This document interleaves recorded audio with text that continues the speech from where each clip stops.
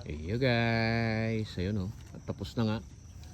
Ito, ayun, hanggang doon.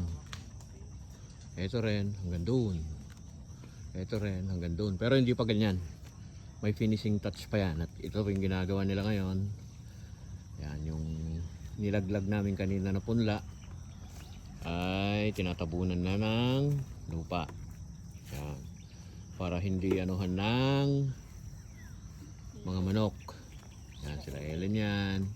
Si Daddy GR. Natapos na rin maglagay ng abono. Basal yun, basal. Pang suporta lang siya. Yan guys. Ganyan magpunla. Dito kami. Ganito kami magpunla. Ewan ko lang sa mga ibang lugar kung anong ginagawa nila. Yung mga ibang lugar daw ano na lang din sila, sabog tanim, mga ganun. O dito sa amin nagpupunla talaga. Yung iba yung pagtatanim namin dahil raup. Tao-tao gumagawa nun. Ayan.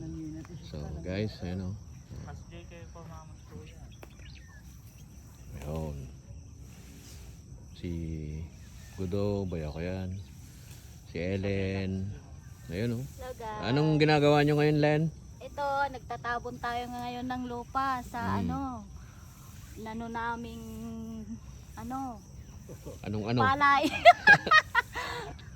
Si Daddy GR. Oh. Anong sabi mo kanina, Daddy GR, kapag may tinanim? Pag may tinanim, may aani. Ay, kala ko may huhugutin.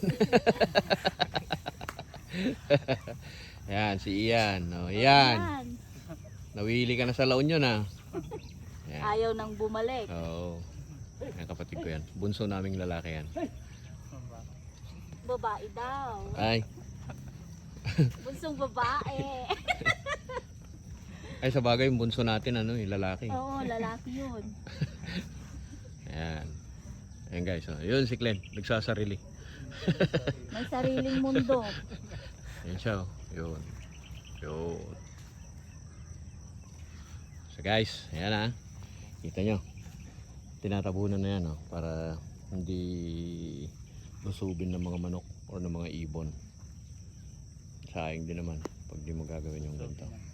Ayan. So si tatay tapos na rin mag-araro. Yun. Inaayos niya na yung mga host namin. So yun lang guys. Maraming salamat sa inyo. At hanggang sa susunod, syempre, si Daddy GR, si Ellen, si Ian, and si Clinton, Jan Marino po. Peace out!